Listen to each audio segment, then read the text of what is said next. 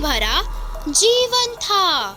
गांव के लोग मेहनती और सरल थे, लेकिन उनमें एक डर भी था। गांव के बाहरी इलाके में एक पुरानी झोपड़ी थी, जहां कोई भी नहीं जाता था। कहते थे कि वहां एक चुड़ैल रहती है जो शरबत बेचती है। एक दिन गांव के युवक रामू ने अपने दोस्तों के साथ मिलकर इस चुड़ैल का सामना करने का निर्णय लिया। वह सोचता था कि अगर वह चुड़ैल को पकड़ लेगा तो उसे एक बेशकीमती खजाना मिल सकता है।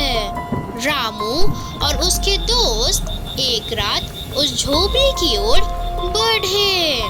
रात का अंधेरा गहरा था। झोपड़ी के पास पहुंचते ही उन्हें एक अजीब सी आवाज सुनाई दी। रामू ने हिम्मत जुटाते हुए झोपड़ी के दरवाजे को धकेला। अंदर घुसते ही उन्हें एक महिला दिखाई दी जो बेहद सुंदर थी। चुड़ैल ने पूछा, तुम लोग यहाँ क्यों आए हो? रामू ने कहा, हम तुम्हारी असली पहचान जानना चाहते हैं। क्या तुम सच में शरबत बेचती हो? चुड़ैल मुस्कुराई और बोली, हाँ, मैं शरबत बेचती हूँ, लेकिन यह शरबत तुम्हारी इच्छाओं को पूरी करता है। उन्होंने अपनी इच्छाएं चुड़ैल को बताई। रामू ने कहा, मैं धन चाहता हूँ। थोड़ी देर बाद उनके सामने एक खजाना प्रकट हुआ, लेकिन जैसे ही उन्होंने खजाने को छुआ, अचानक सब कुछ बदल गया। खजाना एक भयानक गंदगी में बदल गया और वहाँ एक अंधेरा छा गया। रामू और उसके दोस्त घबरा गए और बोले, यह क्या हुआ? चुड़ैल ने हंसते हुए कहा, तुम्हारी इच्छाएं केवल तुम्हें भ्रमित करने के लिए थी। वह सब डर के मारे भागने लगे, लेकिन चुड़ैल ने उन्हें रोक लिया।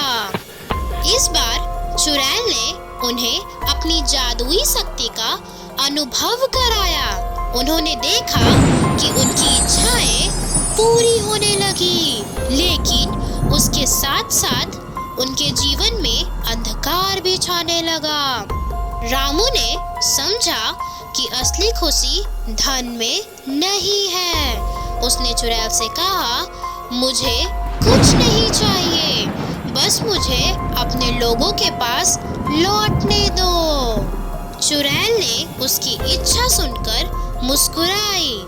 तुम्हारी समझदारी ने तुम्हें यहाँ से मुक्त कर दिया है।